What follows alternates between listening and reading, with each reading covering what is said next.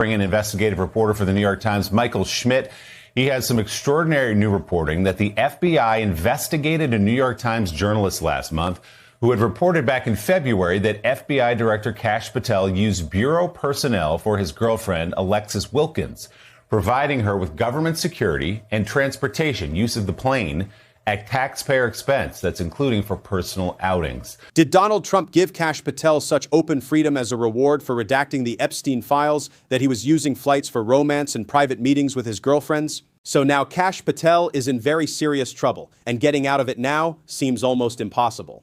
FBI Director Kash Patel spent U.S. taxpayer money on his secret girlfriends.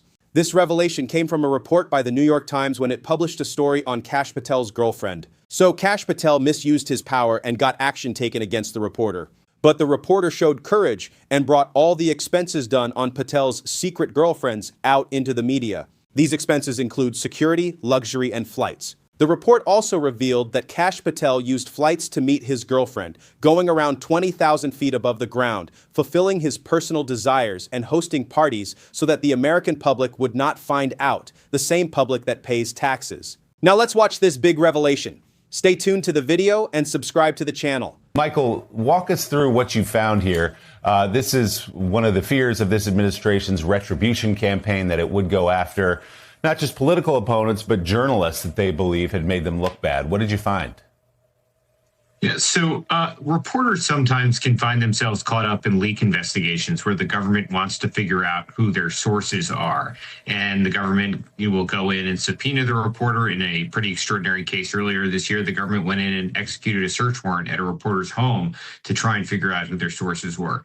In this instance, the FBI looked at whether a reporter for the New York Times, in simply doing what is widely considered routine reporting, question asking, protected by the First Amendment, whether that action was stalking, and whether that there was stalking that was going on towards the director's girlfriend.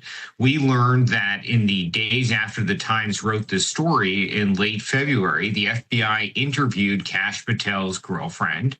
The FBI went and queried its databases to see what information it had on the New York Times reporter Elizabeth Williamson.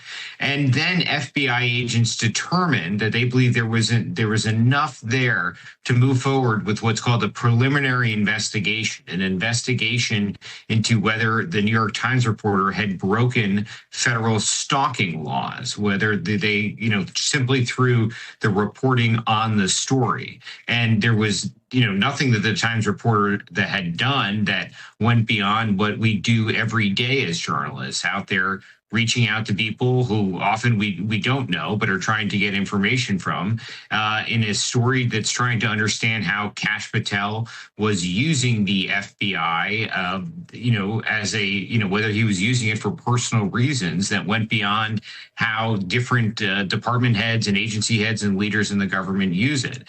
And, the FBI has denied the story. They said it was false. They said that the questions that had come up about Elizabeth Williamson were in connection with a threat that had been made against the director's girlfriend by someone out of Boston in a case that did end up with an arrest. But when we, after that pushback, we had actually gone back and done more reporting to learn about really how specifically this was focused on my colleague Elizabeth Williamson, and how the investigative work was looking at criminal questions on what's, as I was saying before, but it's important to understand, widely accepted normal journalism that we had thought in the media was protected by the First Amendment.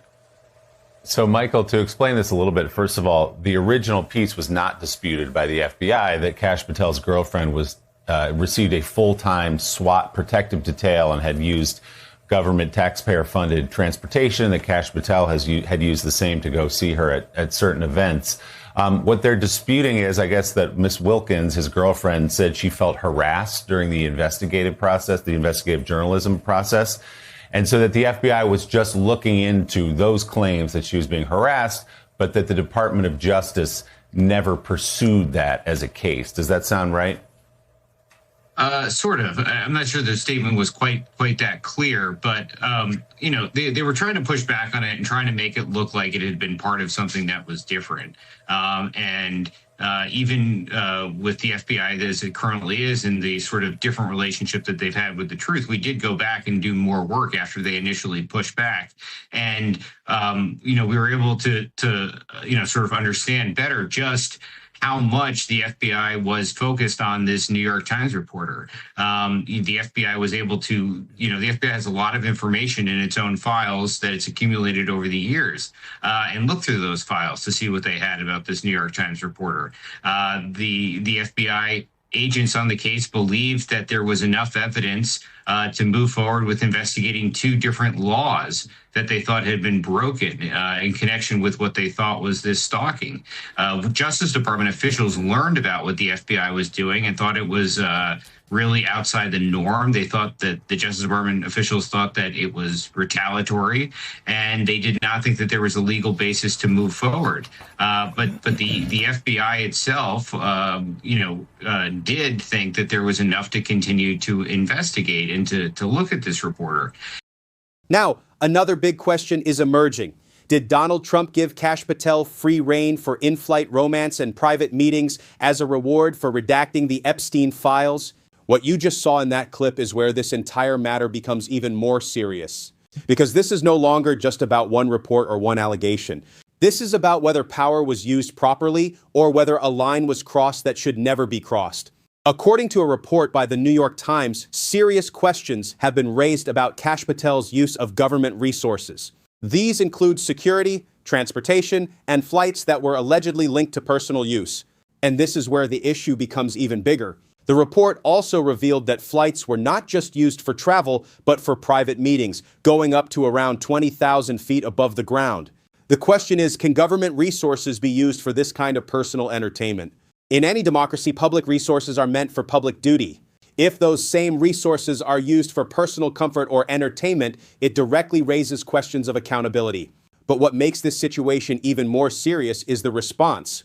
The way action was reportedly taken against a journalist after the story came out has raised major concerns about press freedom. Because journalism is about asking questions. And when questions are met with investigations instead of answers, it creates a chilling effect not just for one reporter, but for the entire media landscape. That is why some officials within the Department of Justice have reportedly described such actions as unusual and concerning. Now, the biggest question is this: if these reports are true, then who will take responsibility? And will there be any action? Because in the end, this is not just about one official. This is about the trust of millions of taxpayers who believe in the system. So now the question is directly in front of you. Do you think Donald Trump should remove Kash Patel from his position? Share your opinion in the comments. And if you found this information important, don't forget to subscribe to the channel.